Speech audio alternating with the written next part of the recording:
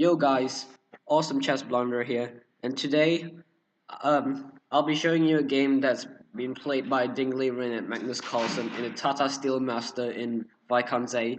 And yeah, this is a really interesting game as Liren keeps playing against Magnus, and yeah, it's an interesting matchup. So the game starts off with knight f3, the ready's opening, knight f6, g3, b5, the Spassky variation, quite an interesting idea, the opening, but it's one of the main lines, one of the lines in the ready's opening, probably to prepare to control this c4 square to prepare c5, and Ding plays d4, e6, bishop g5, c5, and in this database, in the database, there's only one. If you play bishop g2, there's one game that's played between Gatakamsky and Wesley So in 2015, and Wesley So has the black pieces, and he won a game. He won the game. In this game, Ding goes for d5, and this is the position that has never been seen before in professional game.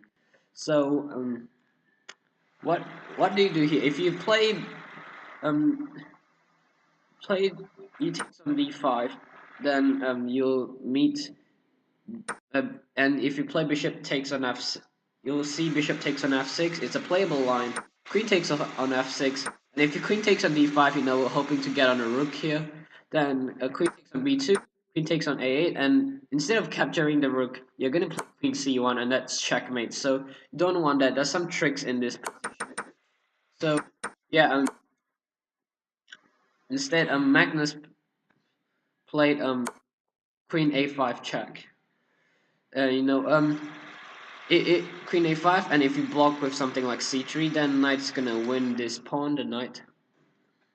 And yeah, so the only way to save this pawn is bishop to d2, and which Ding played. Queen back to b6, and now d takes on e6, and f takes on e6.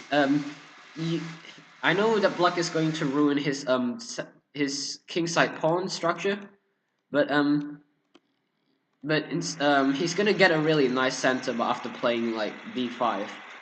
So yeah, okay, now a4, just attacking this pawn, b4, a5, just kicking the queen back to d8, and now bishop g2. Yes, we can kill it, and just eyeing down on this rook on over here. So I mean bishop b7 is playable right here, but you gotta be careful if your knight goes to c6 because of a6. A6 will be a theme here, and so instead Magnus goes for an idea, knight c6. Knight c6, allowing Ding to go knight e5, which he played, and yeah, you can't really go bishop to b7 because of a6, like I said before. And after like bishop retreat, knight takes, pawn d takes, bishop takes on c6, bishop to d7. Now you're gonna win the rook. You're gonna win in the exchange. So instead, Magnus goes to sacrifice. He plays a sacrifice exchange. Now knight takes on e5, bishop takes on a8, and now d5, just locking the bishop from escaped. For example, if Ding plays castle, yeah, his bishop would be fine, because if Magnus tries to go for bishop a6, well, he'll play bishop f4, and after bishop f4, just attacking this knight, which guards here, preventing bishop escape. And if you try to protect it with knight f7, well, you're gonna play bishop takes on. Wait, not wait. On bishop takes on d5. My bad. Bishop takes on d5, takes on d5, and queen takes on d5. Just giving up material for two pawns. It's and also the king is still in the center right here, so you could you could go for a really dangerous attack while it's still in the center. So you do not want that. So instead Ding plays a6 not instead of castling, and Magnus plays bishop d7, bishop b7, bishop d6, bishop g5, and now knight to f7, just attacking this bishop. Now bishop takes f6, takes on f6, knight d2, and well, instead of after knight d2, instead if you try to capture, then well, white has this really strong attack on d4, going for activity, so you do not want that. And yeah, so instead castles, and now Magnus takes on b2 pawn, and Ding plays e4. Yeah, and now queen back to d4. Well, if d takes on e4, then knight is now white is gonna play knight to c4, forking the queen and the bishop, and after queen blocks, so queen takes d4, c takes d4. Now bishop takes e4, and now white is better here. So yeah, you do not want that. Now okay, instead e takes on d5 is played, and now e5, because if he takes, then you're gonna allow bishop. You're just gonna allow bishop some to get back in the game.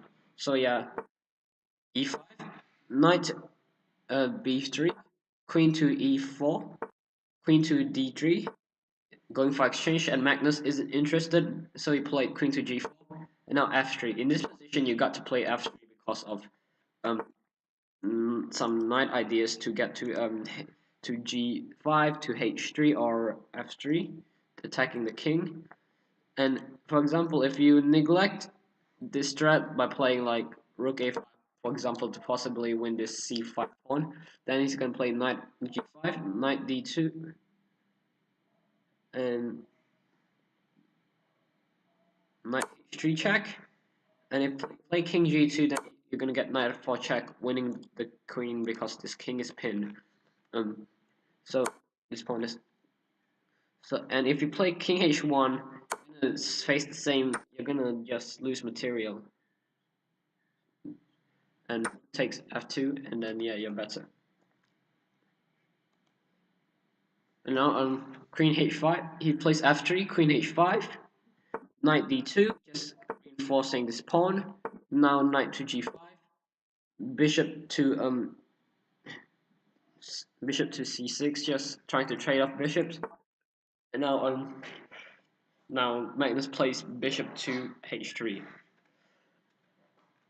So you can't really save this rook now, because if you try something like rook f2, then you're gonna face bishop back to f5, queen to e3. After queen to e3, then rook the knight is gonna have h3 check, just forking the king and the rook, and now king g2 takes after queen takes f2. That's over. And also, if you play rook fe1, then you're gonna face c4, just trying to bait capture and get rid of one defender in f3. And if you play queen to e3, then c3, just trying to get rid of another defended knight. After you move the knight takes, king moves, and even like you could sack your bishop, bishop to g2, queen to queen to h2, takes on h2 check, king to f1, knight to d2, and this is a discovery attack, and this is checkmate. There's no squares for the king to run to, and yeah. So instead of this, place bishop b5, bishop takes on f1, rook takes on f1, and now rook takes on f3. Knight takes on f3, now e4. Now queen to d3. Now knight takes on e4, and rook takes on, not takes on, f3, and now rook takes on f3. And you can't really take on this rook with your pawn. If you take on this rook with your pawn, you'll face queen to e6, and then after queen blocks, and you'll win the bishop. Or if you go king to f8, you just can king to h8. I mean, you can just face you're just gonna face checkmate back rank mate. So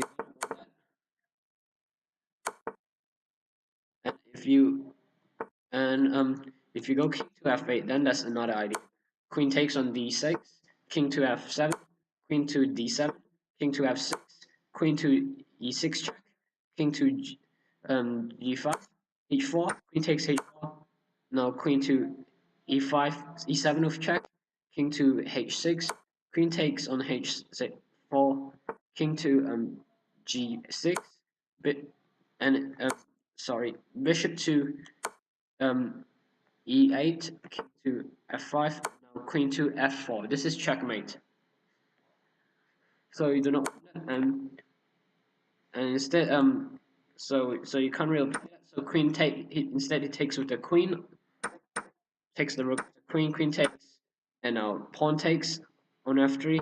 Now king to f2, and in this position, both of them agreed on a draw because it's just a really drawish game. Opposite colored bishops, and they have equal amount of pawns. After Magnus win this pawn, they have equal amount of pawns, and yeah, it's just drawish. And so that's all, guys. Hopefully you enjoyed this video. I'll be uploading more Tata Steel Master Chess video here. I'm gonna be uploading a little bit late here because I don't have a lot of Wi-Fi. I can't get on YouTube here. So that is all, guys. Hopefully you enjoyed this video, and see ya.